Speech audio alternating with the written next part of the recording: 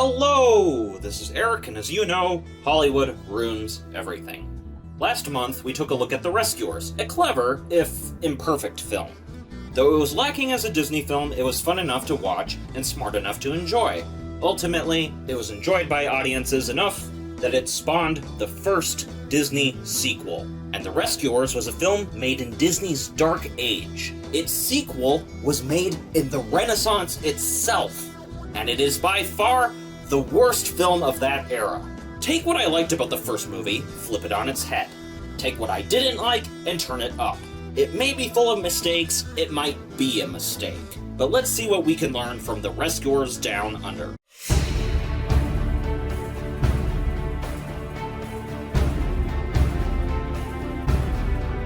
Before we continue, don't forget to like and subscribe to help out the channel. Thanks!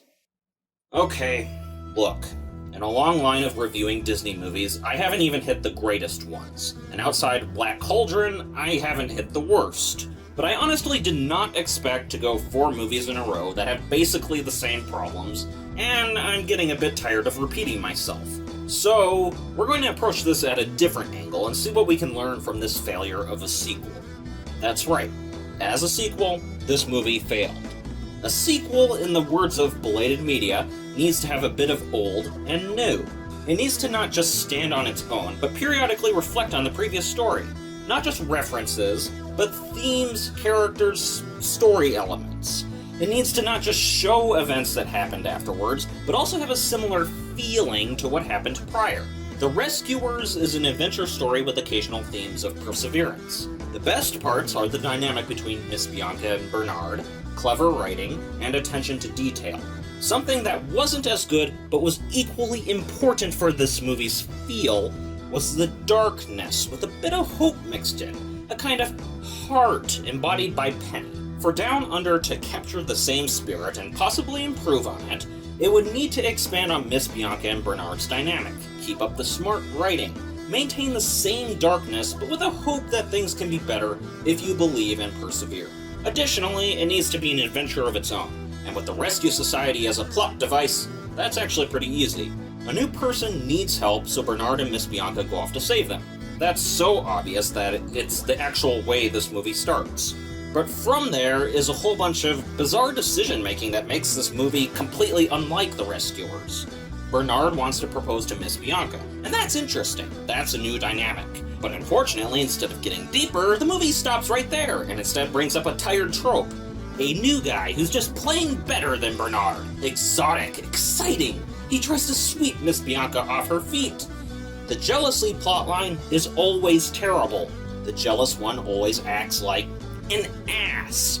We know new guy isn't going to have a chance. We just sit here as the main character acts spiteful, new guy contributes nothing, and the romantic interest just doesn't even seem to understand what's going on. In the end, this whole thing is just filler, and not even good filler. Okay, next thing. This kid, who was kidnapped like Penny and forced to find a treasure for the villain, like Penny. This kid is not Penny. He doesn't have any insecurities, he doesn't have any fears to conquer. He doesn't really even have that much of a personality. We can't empathize with him, and our heart is not with him. Everything that was done right with Penny is done wrong with this kid. And Penny was the closest thing to an emotional and thematic core for the Rescuers. And how about that attention to detail? I mean, who needs that? Let's just jump from pointless interlude to pointless interlude. It'll be great! The worst part, though, isn't just that they bungled this stuff and didn't have anything to replace it with other than their fancy new CGI. The worst part is that they bungled even the stuff that was just fine. Orville the Albatross may not have been the best character, but he was okay. Wilbur, on the other hand, doesn't shut up, doesn't go away, serves no purpose, and takes up too much time. There's at least 3 scenes dedicated to him, accomplishing nothing, completely away from the rest of the group. And what was wrong with the dark and twisted swamp? If you wanted an exotic place to match the visual theme, how about Russia in the middle of winter?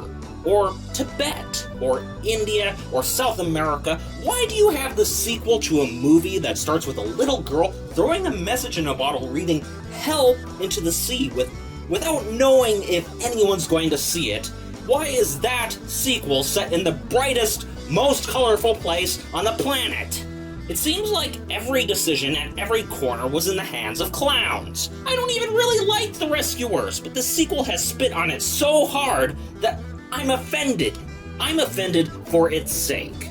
This was all at the start of the Disney Renaissance. It had every opportunity to succeed, the brightest people all available, the resources necessary to pull off the Little Mermaid behind it, and it still failed because they just wanted money and didn't really care about the rescuers.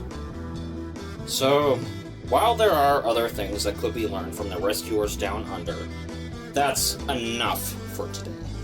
I'll leave you to see it for yourself. If you have seen it, what did you think? Please let us know in the comments below. Don't forget to like, subscribe, and hit the bell button to receive notifications whenever we put out a new video, and have a nice day.